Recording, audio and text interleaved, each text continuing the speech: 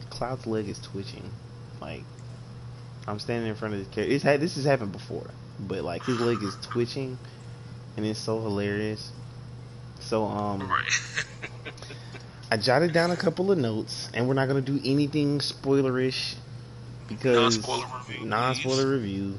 The reason I say that is because I chose this specific chapter because it is nothing that you haven't seen before, and I'm past the part that would be spoilerish if you were to play through the chapter. So basically in this chapter, after you do the main part, you get access to this Coliseum. You can go through these battles, and in these battles, when you beat them for the first time, you get like special items or whatever. Once you beat them, you can go back again. You get what's called a grab bag, and it could have 3 items or money. And being that you pay money to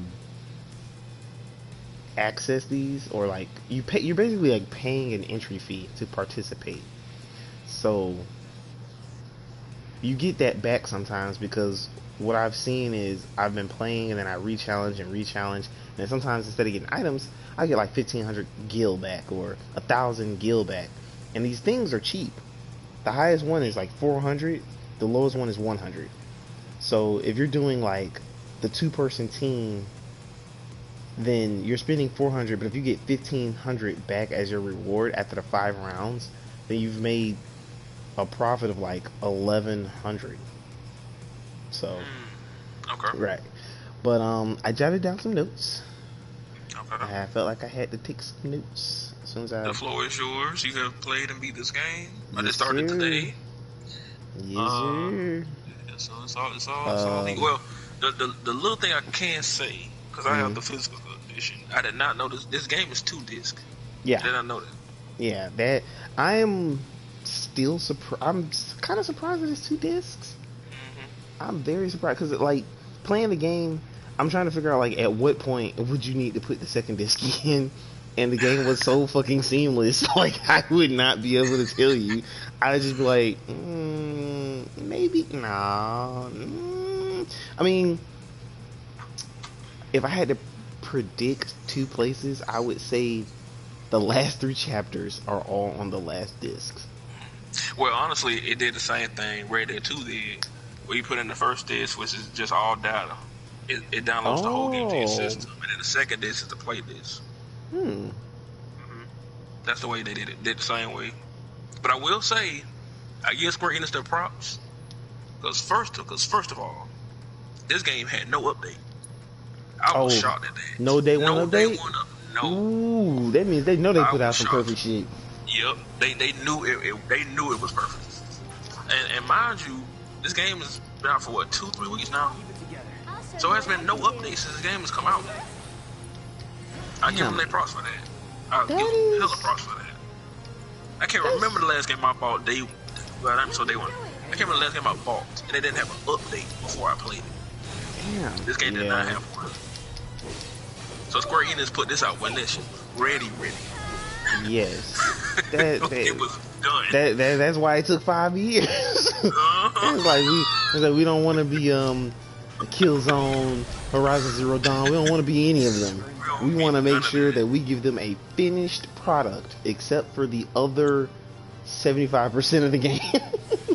Alright, the rest of the actual game that they will go, it's interesting to see how they do it. And on the back of the case, it does say 100 gigabytes minimum. Damn, yeah.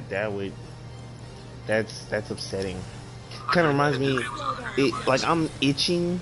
Like when I say I'm itching to play this Marvel vs. Capcom game on my Switch right now, and I can't because I don't have the space.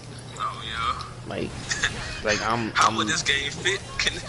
Could this game fit on a Switch? Right. Like no. 100 gigs? You know how much fucking compression? Nah, you might have to fucking triple that for it to work on. For it to be on the Switch, you might have to triple that. And one last prop I give Square Enix. Mind you, only played about the first 15 minutes, but this is all with the physical copy. Yeah. I'll say this: that game downloaded to my system way faster than Red Dead 2 did. I remember this. Like Red Dead 2 took the longest for me. I don't know why. It took it was like that for me too. It was right. It was like that. Final Fantasy 7, quick. It downloaded at least 100 gigs in like 10, 15 minutes. It was super quick. Like Square Enix, round of applause for that. Y'all did a great job. Y'all put out a finished game. I don't know. Disc. I don't know how they did that, but props to them for that. Neither do I, but that. Matter of fact, when I was installing it that night, I don't think it took that long, even for the digital download. I think we're almost done. You know what I'm saying? Hey man, Square Enix, they on that shit, man. Good job. Good job. Yeah, but so I've played this game, total of 18 chapters, with about 4 to 5 main characters. I don't know if I want to start with like the positive or the negative. Positive first. Positive. I feel like the positive's gonna be a lot. It should be a lot more than negative. Sure. I don't know. The visuals are amazing. The gameplay is mostly great. The story is awesome. My overall score. No, we're not there yet. So like, I love the character design. You know, it feels like it was ripped straight out of like the originals. Like, I legitimately kind of can't tell that these guys were ever on the PS1. If you had told me that this is a new game coming out this year, I would believe you. And if you had told me that the PS1 was the demo, I still would have believed you. Like, all of you know, that game, I would wholeheartedly believe that. I love the detail of the design. I love how when I wear a weapon or an item, I can see where I put my material. Like, I can see, you know, where the slots is. Like, it's just beautiful. I'm using this sword called the Twin Stinger right now, and this sword just looks amazing. Like, I'm over here mashing square like a madman. But yeah, man. Like I said, the first 15 minutes, just a little bit I did play. The combat stood out. Oh yeah, that way it feels. That is quite possibly its best quality. The best thing about this game is its combat. But the crazy part is, and this is my negative, is the implementation of certain mechanics. But I'll save that for a little bit later down the road, because I don't want to deprive this game of its awesomeness. Okay, you want me to get a little bit deeper in before you... So another thing that I love about this game is its I love its character development. Like, every character felt like they had their own stake in what was going on in the world, and it just made me feel like damn, like I can't believe, you know, I can't believe like these people have so much going on in their lives. Like, from the moment you meet Tifa, you're kind of like just drawn in by her, not just because she's a beautiful character, but because you're shown cutscenes that make you think, you know. Yeah. And then when you're introduced to Aerith, you know, her the way she acts is like a typical down south girl. Like, she's not stupid or nothing, but she gives you that vibe of, you know, everything's gonna be okay, or, you know, like, I don't know, she's like really super optimistic, and I love her for that. Like, I love Aerith's character. Like, she's probably my favorite character, right up there with Tifa. But I like Tifa only because this bitch can beat anybody's ass. That bitch can box, boy. Right, Boy, you think her nigga gonna give you that fade? No, sir. She's gonna give you that fade. she's like the equivalent of Android 18. Like, I love her character. It's something about her that just, like, she's firm but innocent in a way. Like, you can tell she's hurt, but she doesn't so easily wear that hurt on her sleeves. Nice. So, I love this in stories. So right, like it's kind of like the comparison of, it's like a day and night comparison of like Vegeta and Goku. Like, yeah, Goku's had like the sweet life basically. Yeah, he hurts, he has hurt, but he doesn't let that shit get to him.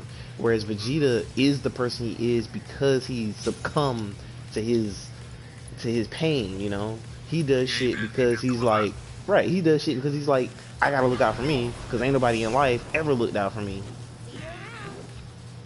And he was raised by Frieza. Right, right.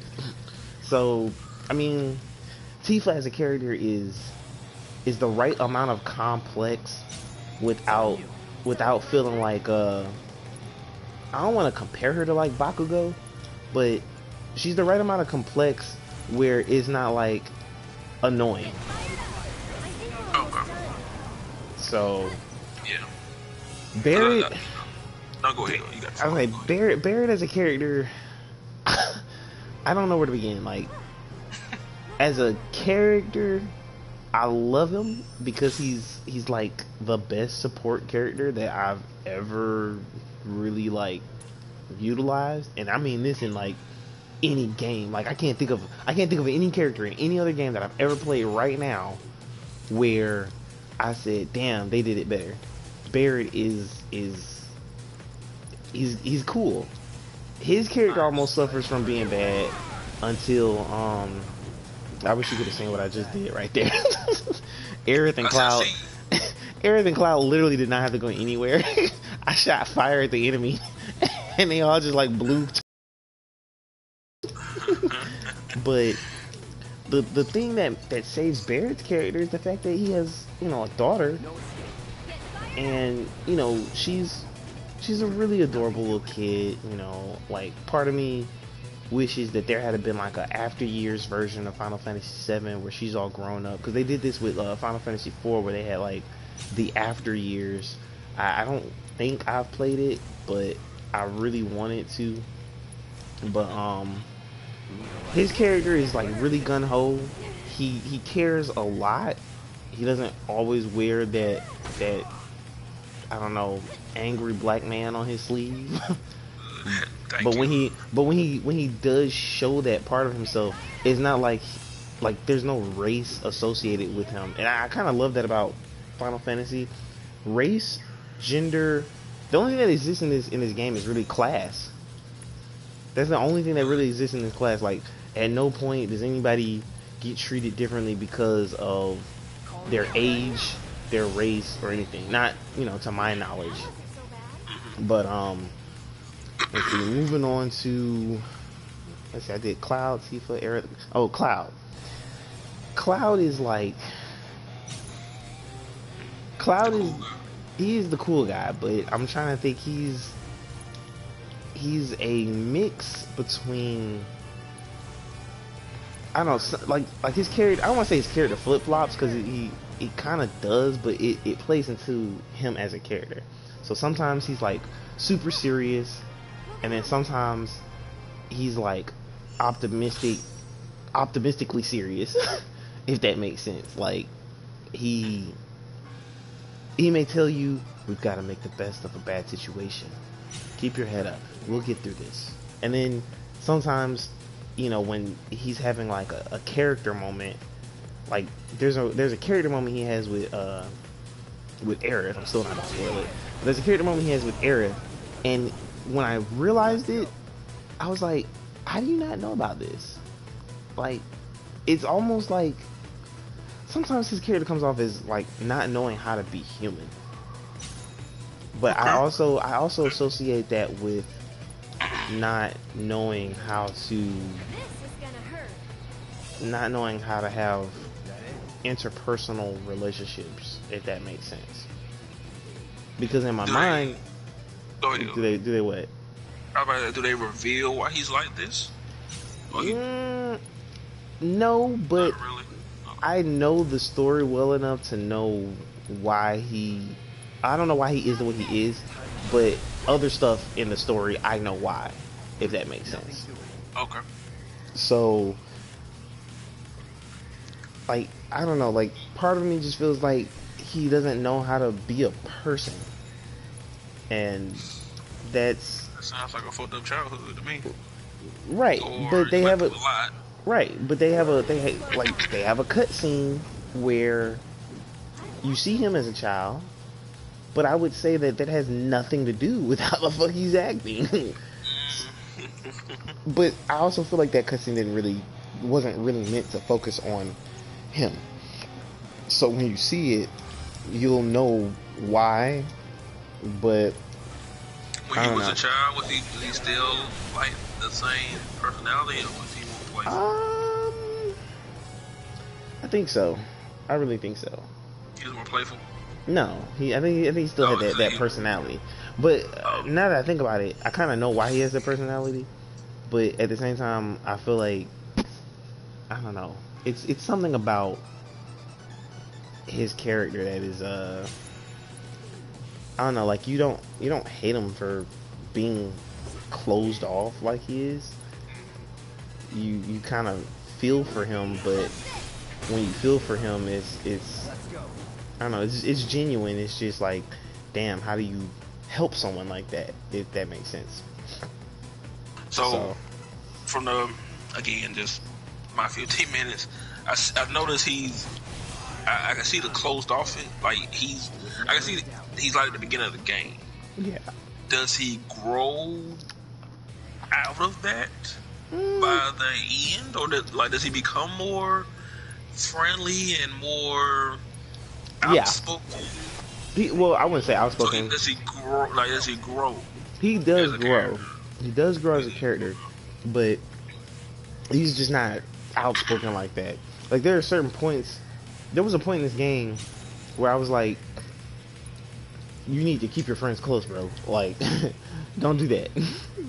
Oh, okay. But then, like, I feel like that ties into him, just playing hero or whatever. Yeah. Because there are definitely some points where, if this shit was happening to me, I would be screaming for help. Oh man. I would literally be like, "Yo, something is fucking wrong. Please help me." But he doesn't do that. No, he doesn't do that. I mean, don't get me wrong. His friends are concerned about him, like, but I feel like at some point I would have like, I don't know. I feel like at some point I would have just let them know, hey, this is what's happening with me. Yeah. I know what it is. His backstory is like shrouded in mystery so much to the point where I guess when we finally figure out what's going on with him, it'll make sense why he is the way he is. So you believe they'll reveal this in the next installment of this? They better. don't Kratos me. Don't tell me we're gonna see how he gets to Midgard, and then not tell me how he gets to Midgard. Like that would kind of like annoy me. So okay, got you. But all right. But yeah, that I feel like I think I've seen something else in that. Another character that was closed off like this, but we never really saw why yet, or it took a while for you to see why. It's probably something anime or something that we've seen before. Bakugo. Kashan, they kind of show why he didn't like Midori in the first season. It didn't take them long, like, to reveal why he was the way he is. Todoroki. Him. There we go. Yeah. I was thinking fire, but I was like, wrong fire. Perfect. Yes. He was very closed off, but I don't think they reveal why he was like that until like season 2. Like, yeah. So you saw his backstory, you're like, oh my god. Right. I see why you're so standoffish and quiet. Right. So we're gonna go into a middle ground as we transition to the things I didn't like. Okay. The good and bad, because that's honestly the only way I can classify this, is the materials. Some materials I felt like I needed more of, like the first strike materia. Like I told you, I feel like I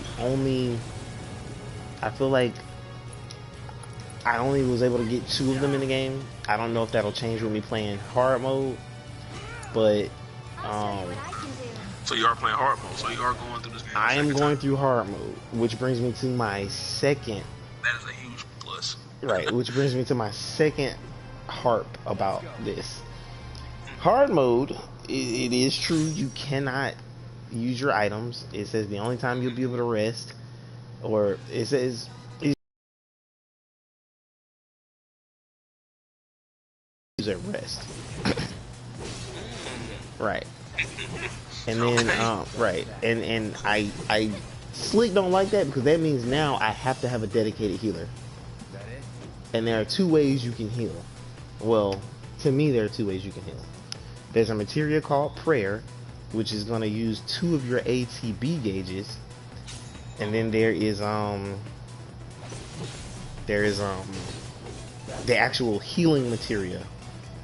So, but there are some materials that I wish I just had multiples of. Like there's a materia called Magnify. There's a materia called Elemental, but I did manage to get a second one of those. You're not going to be able to miss it. You might miss the Magnify materia, but the Magnify materia, in my opinion, is only useful if you're going to equip the heal, because all Magnify does is it splits your spell so that you can use it on multiple targets. So if you put an attacking spell there, it's going to attack multiple targets. It's just going to be a little weaker. But if you put a healing spell there, it's going to heal multiple targets. But I don't think it's going to be weaker. Sounds good. Right. I understand. And then the other issue inside of materia that I love and hate, weapons have, some weapons have more slots than others, and while that's not a problem, that weapon that has more slots may not be with the stats that I want. I'm letting the computer like do its thing right now, and Cloud just like slashed this man in the shield 3 times. Like, so also too, the gameplay you're showing isn't spoilerish, right? No, it's not. If you want to watch it, you totally can. I explained at the beginning that it is just me in the Coliseum, and you've seen me in the Coliseum before. Like, yeah, I have. Nothing. I'm just doing this shit on repeat because I want to level up some of the materials in this game. One thing that I don't think is really spoiler, they say that when you finish the game, your experience, the amount of AP you get, and I want to say the amount of money you get is all tripled. Holy shit. Right. But so okay, what's the my butt with that is I don't feel like it means a lot when you hit the cap, because I've hit the level cap already, which I did not think I would, but because the level cap is what the level cap is, I'm kind of adding that to my negative. Like that kind of makes me upset. The level cap is not 99. Like 15 was. Right. I would prefer it be 99, but it's just not. So that leads me to ask. Yeah. You've beaten the game, yeah, but you're still playing it. So yes, it's something to do after you beat it. Yes, right? There's definitely something to do after you beat it. There is a VR section that I can only access in hard mode, and I already know what that VR section is, and I'm probably gonna be upset when I go to do it, because I'm gonna be, because the level cap is what it is. I don't feel like I'm prepared, if that makes sense. Okay. And then one of the other, it's good that you can do stuff after you beat it. Right. Because most Final Fantasy games, when you get to that boss and you save, that is your last save. Not because the game says so, but because once you save and start fighting the boss, you'll go through like the end of the game, and when you load the game back up, it's gonna load you right before the end of the game. If that makes sense. So it's like I don't want to say it's like Pokemon. That's how Kingdom Hearts used to be too. So you beat it, there was no after that. Right. Your last save was right for the last boss. So. And this has been like my most hated thing about Final Fantasy games. Yeah. Like, I don't know. I mean, so like when I would go back to a Final Fantasy game and I realized, oh shit, I'm right before the boss. Like, I'll just leave or like wander around the area and start goddamn leveling up, you know. I would do the same thing. So again, old Kingdom Hearts. Kingdom Hearts is the only thing I can relate this to right now. But yeah, old Kingdom Hearts games, definitely. I mean, it makes sense. They're both made by Square Enix, so yeah. But what was I finna say? I want to say this: the guy who directed, I know at least Kingdom Hearts 3 did Final Fantasy 7 remake. That would also prolonged this game releasing because he wanted to finish Kingdom Hearts 3 first. Right. So when he finished that game, his full focus was this remake. So, yeah, he basically worked on 2 games at one time. It's pretty dope. But the other negative is I wish that you could have more than a party of 3. You're limited to 3 people at any one time. Now, I understand that the original was like this as well. I don't know. I would prefer to have a party of 4 people. I've played Final Fantasy games where you can have 4 people in your party. I do not feel like this game would have been hurt if you could. I would definitely love to see Tifa, Barret, Aerith, and Cloud all on the screen at once, as outside of a cutscene, which makes some of the cutscenes not hard to watch, but because of them pre-selecting who Cloud's gonna be with or not be with, it's like, damn, if I got the wrong material on this person, then they're just gonna be stuck like that. Like, I think I told you there was a point where I was just only with Aerith and Barret for a while, and I was like, 2 super support ass characters are not dealing enough damage, so I don't know what the fuck to do. But I got lucky because I had put an attack spell on Aerith. But let's see, they have mini games and they're not worth it to me. I mean, they're worth it the first time. Like, when I first encountered a mini game, I was like, I'm gonna do this. And I think I tried the mini game like 3 times before I realized the super easy way to like do it. And it made me, I don't know, like, I did it for the items, because you get items when you complete them for the first time, like a novice, amateur, and a pro level. And then you know, I just felt like the first 2 times I did the mini games, I was like, all right, you know, it's not bad. But then the mini game that I told you about last night, oh my god, I hate the fuck out of it. And then it is the equivalent of if I played Arkham Knight and did not like the Batmobile sections, because I like the Batmobile sections. I had no qualms with them, and the reason I liked them was because my mind frame was, I'm just happy that I got to drive the fucking Batmobile, so I'm not complaining about this. But this section was like, I don't know, it was annoying. It was more annoying than Nemesis popping up like the Kool-Aid Man.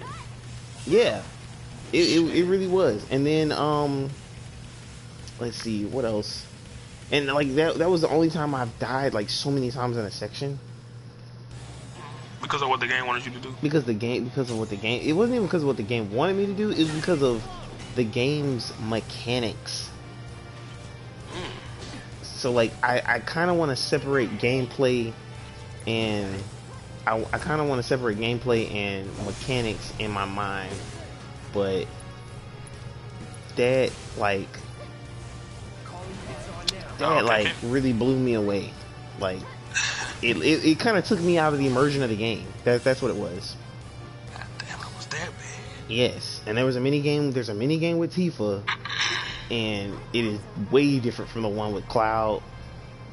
And all they did was change how you press the buttons. And like, I'm struggling. I struggled so much, I was like, fuck this, I don't want to do the pro. I did the amateur because I wanted the other magic up, which increases the damage that my magic does. Because I definitely wanted to, I kept saying, damn, I wish I had more than one of these. So I give one to Aerith and one to Cloud.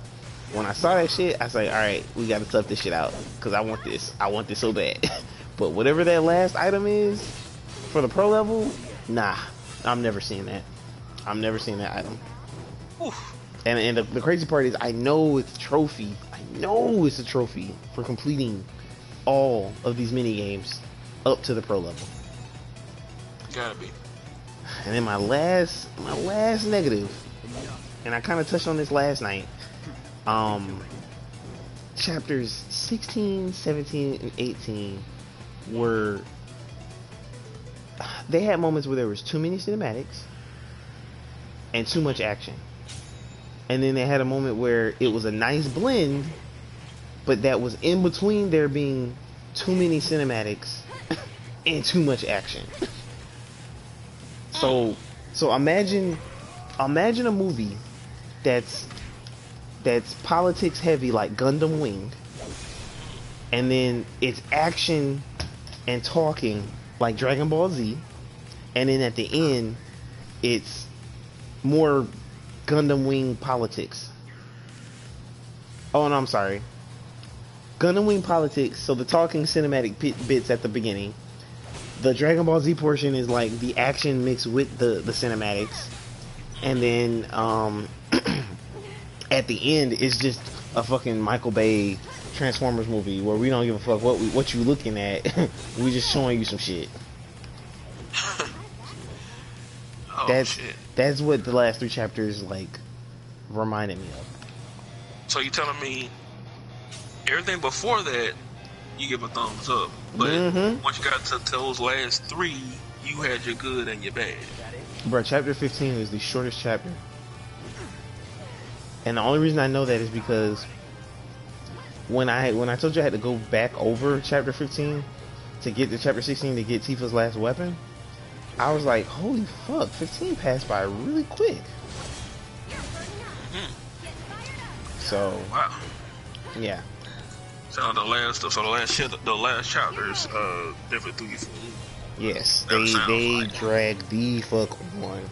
Cause you didn't say nothing about the other, right? The other 14, 15. and there was no need for me to, because they took place. They had a great pacing. That's what it was. Okay. They had a superb pacing. Like, I could play it. I could move past it. I could do what I needed to do and get the hell on. If the chapter lasted too long, it was because of me, not because of the chapter. Gotcha. This sense, I'm playing the chapter and I'm like, damn, I'm still in this fucking chapter. Like, the hell is going on? So, but yeah, all of that is my good, semi-negative, semi-good, and complete negative review, spoiler-free, of Final Fantasy VII. It is. What's the final score gonna be? I'm trying to think, because I have it written down, but I don't know if I want to bump it or lower it. I kind of don't want to lower it because it's that good of a game. So I give it a 10 out of 10 on graphics. Okay. I give it a 10 out of 10 period. No, fuck no. You give it that game spot. No sir. It's a 10 out of 10 on graphics. It is a 9 out of 10 on game mechanics. And the reason it's a 9 out of 10 is because that one minigame section that the minigames brought the gameplay section down. Which is a shame because the combat is goddamn ridiculously good. And then of course the story is a 10 out of 10. So I'm so glad to hear that. You know I'm a story guy, so I love that you say that's a 10. Right. So I guess I should give it. You can't give it lower than an 8. I can't. But you ain't leaving it from what that was your. You just. Cause I had this bitch marked down as a 7. A set. A 7. But Yes. you're giving the graphics a 10. I know, Mechanics a 9. so when you okay, The story a 10. so when you but when you play through it, that shit changes in a heartbeat. Think of a car that you like, whether you've driven it or not. Think of a car that you like. You like everything you've seen about that car because you like it. Now imagine driving that car and it's fucking uncomfortable. Okay. That's like the courtesy car that I'm driving right now. That's like the courtesy car I'm driving right now. It's a great car, but when I'm inside of it, I feel like my shirt is riding up my back. I feel like I can't really touch the touchscreen while I'm driving. Like I legitimately feel like I have to fucking pull over if I want to manipulate the touchscreen, like the navigation systems or the sound or anything like that. I feel like I have to really like concentrate to make sure I'm turning on the heat or the air. Like the features get in the way of me enjoying the actual car. And even though I'm not really enjoying the car, I'm supposed to just use it to get to where I gotta go. But you know, the weather being what it is, you know. But yeah, like when you play it, you understand why the score dropped tremendously. But I think ultimately, I'm just gonna give it a I think I'll give it an 8.5. 8.5. Okay, I thought you was gonna give it an 8. Give it I give it 8.5. Because I honestly don't. IGN's review, I did not watch the whole thing, but I didn't know. I honestly don't know what was the negative for that guy to give it an 8. I don't know what it was. I don't think I watched it ever at all. I mean, it'd be good for you to watch reviews now because you finished it. You know, I always say be careful with reviews. You know, especially you know how reviews work. Like again.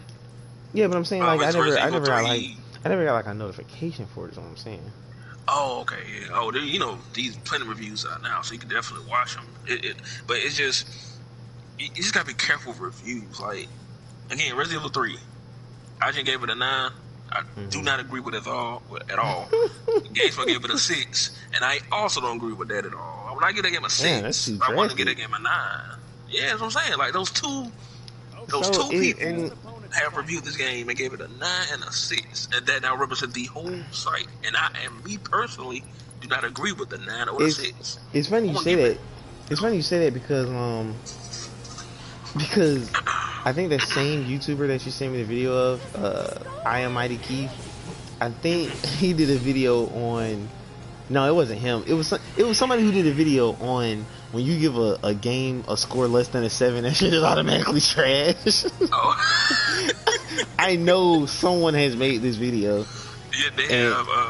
I can't think of his name right now, but it puts me in a mind frame. I agree.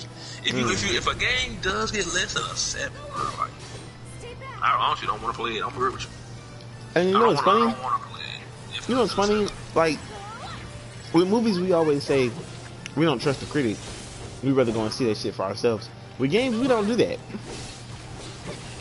With games, when we hear what we hear through word of mouth is what we go off of. What we see is what we go off of.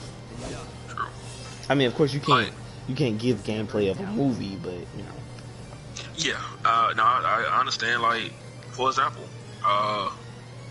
this is great. Two great examples. Resident Evil 3. Let's start with this.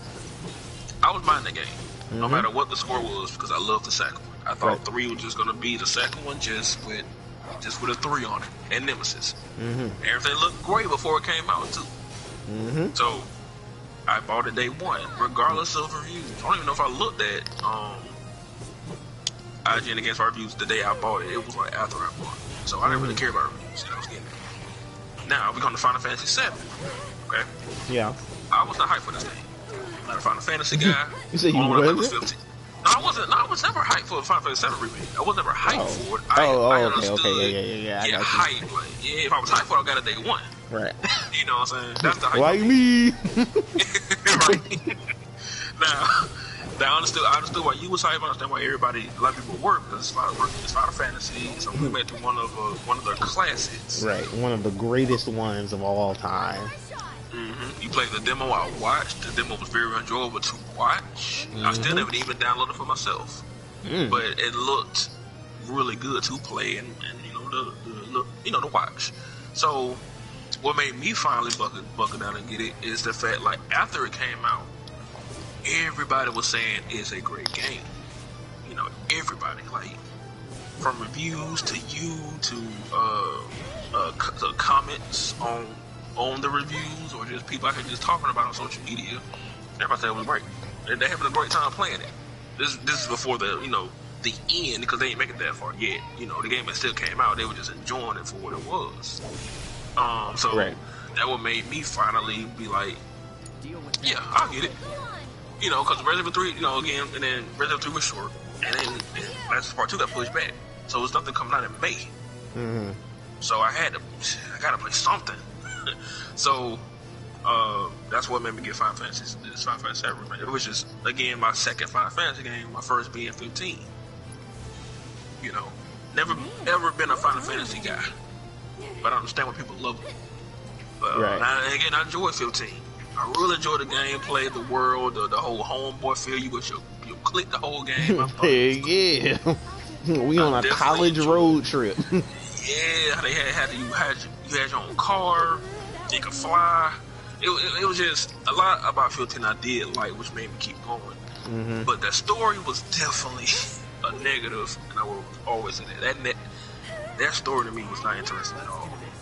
So it's good to hear that the story on this one is great. So good. Yeah, I don't know how you made it. 15 was not good, man. I don't know how you kept going if the story wasn't good. The gameplay. If your story is mid to bad, but the gameplay is awesome, I will keep playing your game. Ooh. You know, I want the best of both worlds. I want a great story with great gameplay. Oh, that's a perfect mix. Well, you got the right Final Fantasy. Yeah, see, that's what I'm saying. That's what I'm saying. But 15, bro, yes, if somebody had a gun in my head and was like, tell me the plot of 15, I'm a dead man, bro. I'm a dead man, bro. Let's be honest. If I had a gun in your head and told you to tell me the plot of Assassin's Creed Black Flag, oh man, he would be over with. That's another example of a game with a bad story, but the gameplay was fucking awesome. And then their tombstone would read, wait a minute. That tombstone would read, wait a minute.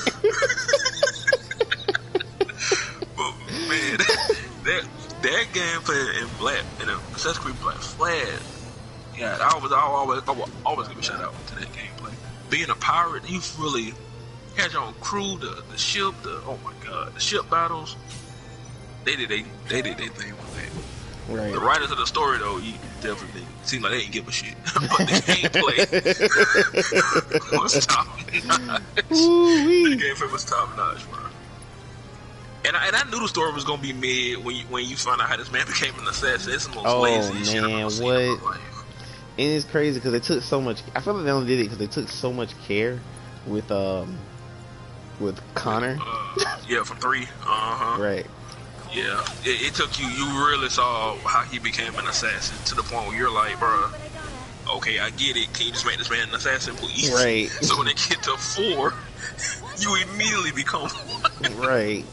With no context. I would have.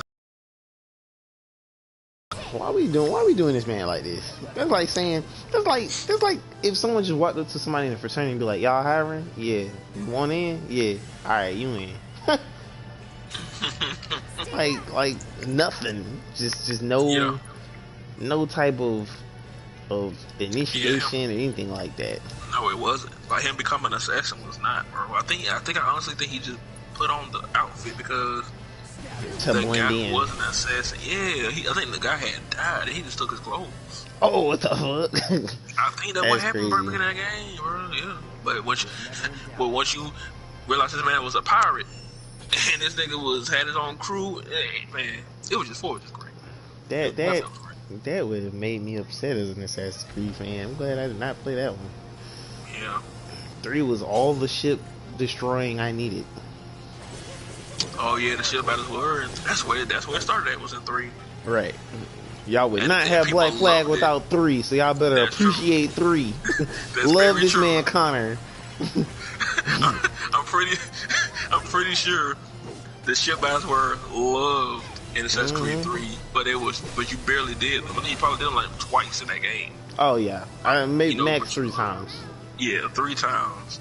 So they was like, bro, let's just take those ship battles and make them all of 4 or most of 4. Except Black Flag. You know, I would have been like, yeah. But yeah, I will say I'm ready to look at that video for the ending of Final Fantasy VII Explained, because did the ending leave you confused? Because why they need to get that explained if it's a little, but that's because I don't know. So again, I know the story of Final Fantasy VII, just not in great detail. But I know the story in great detail. I mean, I don't know the story in great detail. I just know the story. So, not having played like the original one, I'm not entirely sure, you know, what some things may mean versus others. So, but I'll look into that video and just go from there. But again, you're telling me once you saw the ending of the game, it didn't have you like scratch your head like, what the fuck? Nah, not really. Gotcha. I do kind of want to know, you know, what's gonna happen, of course, but did it end like as a part 2 of this coming out? Yes, they did have something that said something along the lines of the story will continue and whatnot, but gotcha. It had our Marvel moments, but okay. but other than that, it was pretty straightforward to me. Like, the ending wasn't so. To be honest, the ending isn't what confused me. It was everything between chapters 18 and the end that confused me. The ending of this game for you, these last chapters. So like, really bruh, because there's so much that happened. Like, you're literally kind of wondering, like, who is this? What is this for? Why is he doing this? Why are we fighting this? You know, like these are the questions. Like, I don't know. There was one boss. I can't wait to see this shit. I'm telling you, there was literally one boss I fought, and the entire time I said, "Why are we fighting this? Like, what happened specifically that we just immediately knew, other than the fact that they're attacking the shit out of us? But what happened specifically that we know this is an enemy?" So, and when you I am going to enjoy watching you play them last 3 chapters. And it's not even the last 3 chapters. I just want to watch you play that second to last boss fight.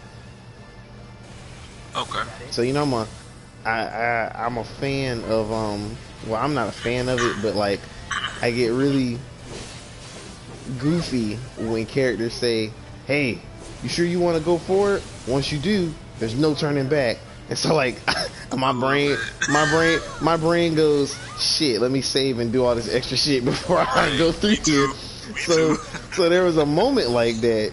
There's a moment like that on this bridge, and once you go through what you got to go through, I want to see you play that boss fight, because I feel like your brain is gonna go, "Bro, what the fuck?" what chapter is this in? This is legitimately the start of chapter 18. Okay, I'll let you know when I get there. I need to see you play the last chapter of this game. I'll let you know when I get there. Cause when I tell you, my brain was like, I saw it and my brain was like, how the fuck? But then, you know, it got a little more simpler, and I was like, okay. Okay, gotcha. But at the same time, I still kept asking myself, like, what the fuck does this have to do with this guy? So, I don't know. And then there are 2 characters whose motivations I do not understand. The main villain and, like, the villain I fought before the main villain.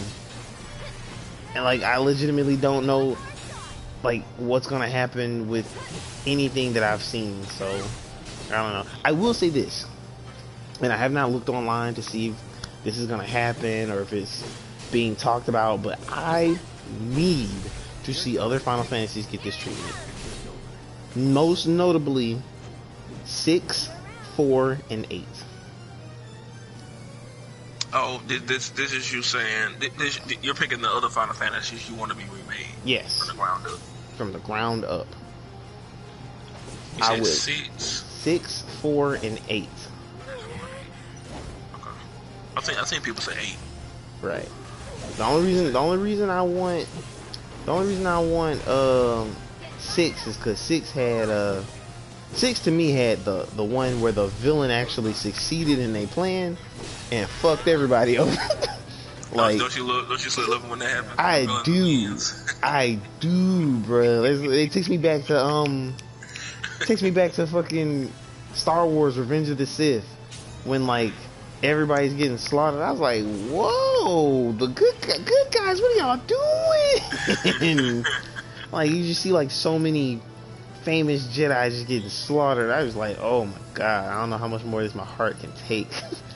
but yeah, so like, one character, I don't know what they're gonna do with him, because I don't know, he's just a little weird to me. Or this person as a character is a little weird to me, but other than that, I don't know. They killed this rat and his body's like ragdolled in the air. So you say you're in the Coliseum just leveling up, or yeah, just leveling up, earning AP. I don't really need the experience anymore since I've hit the maximum. But that's funny too that you hit the maximum. You hit the maximum. I am most upset about that with this game. Like, most upset. Did you hit the maximum before you beat it, or right? I hit the maximum as I beat it, if that makes sense. Wow. So like, what shot you too? I mean, I don't know. This shit just. I expected to be playing this game for like another month. Instead, now I feel like I'll be playing this game over the course of the rest of the year, because I don't have to go in a specific order, if that makes sense. Like, once you beat the game, you get chapter select and you can just go from there. But when you do chapter select, you can choose what difficulty you want to play. Oh, the game has chapter select? Yeah. But you only get it at the end of the game. So it's really it's really for when you miss stuff. But there are other stuff that you can only unlock because you're playing on hard. So like certain manuscripts, they give you skill points, certain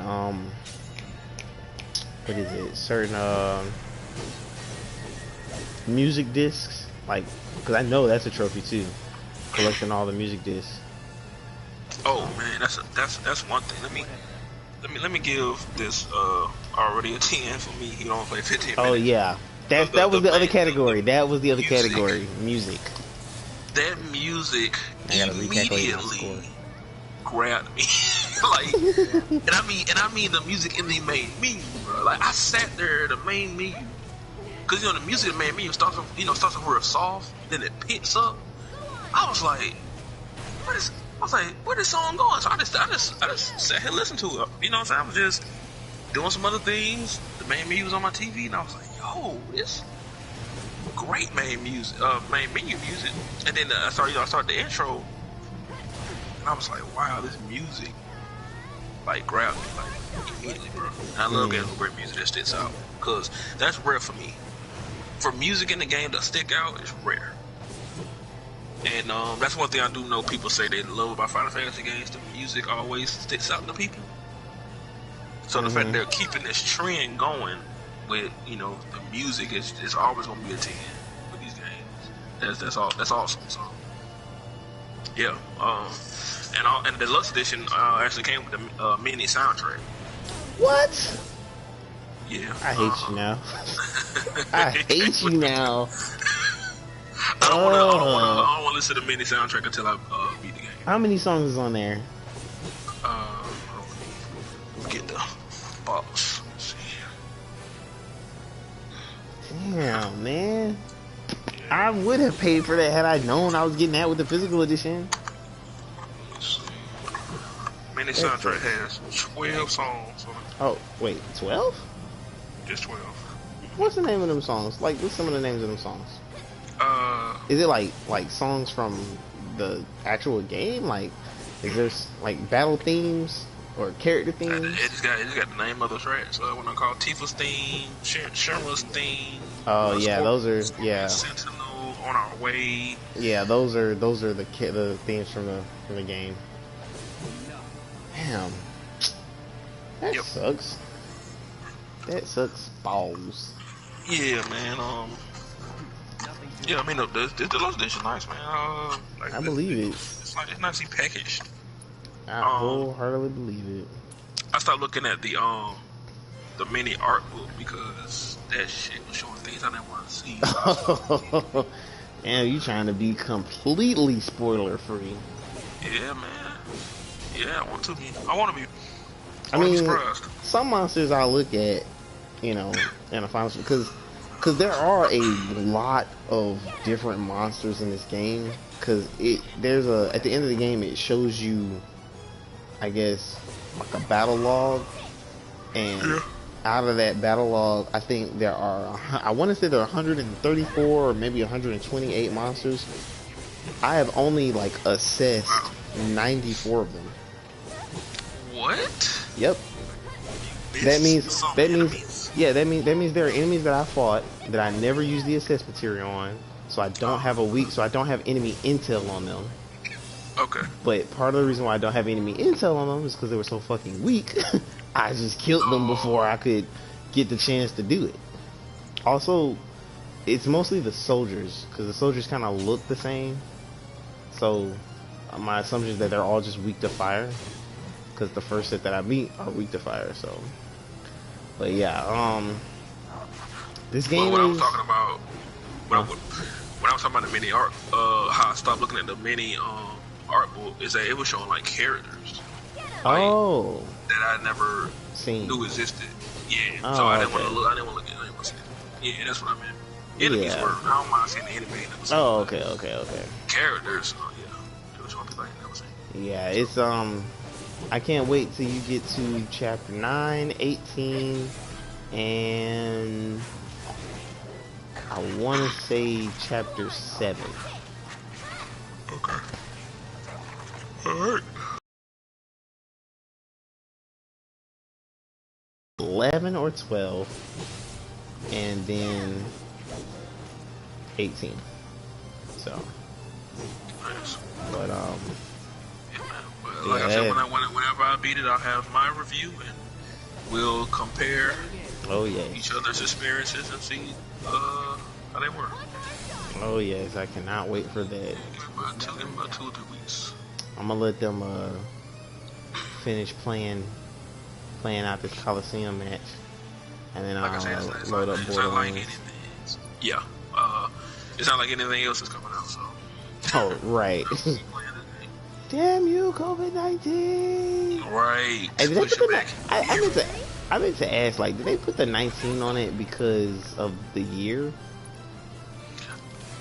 You know what? I feel like that thought has crossed my mind. Why the 19 is at the end, but I've never researched why. Because it originally, took place like last year. That's a good guess. Oh, and another thing too, you definitely awoken my love for Borderlands 3. I'm glad you got it. Yeah, I'm glad you got it, man. Like, we got on yesterday, like it reminded me how much, and mind you, I played it by myself. So having another person definitely it's always gonna be like that. Like, like part of me though, like, just wants to play a shooter because I'm like not paying attention to the story. But you don't have to. Borderlands 3, you don't have to. But but yeah, the world sticks out because even though the game is opening up, you have got to the part where the game like opens up for real. Oh really? Like, yeah. I mean, the game feels pretty much open now. It feels open, but trust me, it opens up even more at a certain point. We just ain't got there yet. Damn. Yeah. it opens up for real, like different planets. Oh my god. Yeah. That's a lot. Borderlands 3 is a lot. I think I told you I started on chapter 7. Damn, how many chapters is it? Oh, I have no idea. Oh my god, like I just started on 7, my first character. So I want you to know, like, I may end up being the strongest mofolo. just because, like. Yeah. But yeah, man, like, and mind you, I was loving the game all the way up until 7. Like, I thought like the bosses. Wait till you see these bosses, man. Oh, we had a boss fight now, ain't we? We are, yeah. You better go against the first one, but it's gonna be fun because I'm gonna have a comrade with me. So it's gonna be by fun he means easy. That too is gonna be a little easier too. He's gonna sit back and be like, "Sick 'em, boy." Yo, that's another thing too. I'm glad I chose a different character because Flack is definitely a standout. Like, I ain't gonna say he's better or worse than the first character I picked yet. Because the first character had his perks too, man. That whole cloning yourself and distract the enemies while also your clone shoots at the enemies at the same time was dope. Right. But yeah, I didn't want to go through SM again. I want to pick another character. And the fact that again, at least you have 2 different profiles is dope too. Yeah, that is kind of interesting and rare because any other time they just be like, nah. Yeah, once you pick this one, this is your one. And you can give them Pokemon rules. Oh, you're a 10-year-old boy, not 10-year-old children going on a journey. Can you imagine if like the Switch did what Animal Crossing is doing? They say in Animal Crossing, and maybe this is just poor game design, but in Animal Crossing, if I make a profile because I'm the first one on the Switch, you can come behind me and make a profile. If you want to get ahead, you can't because I haven't got ahead. Does that make sense? Yeah, Can you imagine if Pokemon worked like that? That would be annoying. It would. It's like, I can't go to the next gym because you haven't beaten the first gym. I want to face Brock and beat his rock Pokemon into submission. I'm training in Viridian Forest. Leave me alone. Like, that would blow my mind. I still have my second save from before I finished the game. I'm still in chapter 14 at level 44. So. You think about going back to doing something different or something? Maybe, but not really. Not really. I probably won't.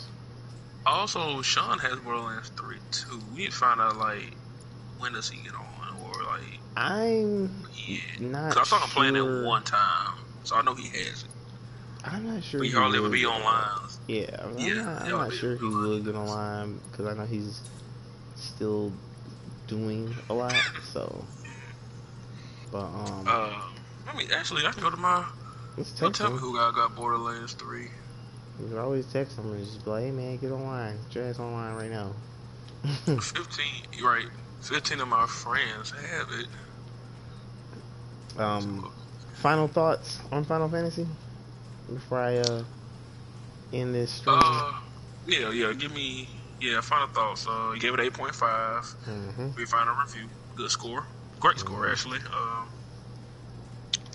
Final thoughts before we end this podcast. Final thoughts. It's a solid game. It only has like 1 or 2 things that truly bring it down. Because I can forgive the cutscene action mishmash, whatever. Voice acting was on point. Character models on point. The motion capture is like super. The motion capture is fucking superb. I'm looking at Aerith like kick her feet back and forth like she's waiting, like do do do do do. Yeah. Like, if you do so. Right. That's dope. Favorite chapter has gotta be a toss up between chapter 9 and I want to say 9 and 9 in the opening chapter. Okay. Yeah. Nice. So yeah. Good, man. It's been fun. Definitely definitely Game of the Year contender. I feel like if I feel like if it doesn't win Game of the Year, it will win something. Okay. Because I still have high, like, to be honest, I want Cyberpunk to win Game of the Year. But I feel like I feel in my heart of hearts that it's going to still go to Naughty Dog For Last of Us. for Last of Us. If Last of Us Part 2 really blows us out the fucking water, then yes. Right. And yes. the only thing I'm itching to make is that explosive arrow. Man. I am. When As soon as you said it, my mind went to the demo. Yes, bro. Like as soon as I'm thinking it, like I will race to that goal if I have to. Man, like I still remember her shooting it in that demo. Bro. Right, because it's gonna be my answer to everything. Hey, it's a bloater. No problem. No problem. Like, ah, shit, dogs are tracking us. I got you, cuz. I got you. This nigga be blowing up pits. Right. The owner gonna be like, Samuel, has anybody seen my dog, Samuel? Only somewhere crouched. Nah, but I got. You can have my pet. His name is Smith and Weston. Jeez. But yeah, this game is definitely a strong game contender. Thank you for watching episode 10 of the Dopest podcast. Amongst these trying times, I hate that I could not get a digital copy now because I did not know it was gonna come with this fucking soundtrack. I'm just gonna rip this shit offline somewhere. Yeah. Stay 6 feet. Do all that good stuff. If you don't have to go anywhere, don't go anywhere, please. Like, I just, be safe, be cautious, cover your goddamn mouth. With that, have a good night, and I'll see you guys when I see you.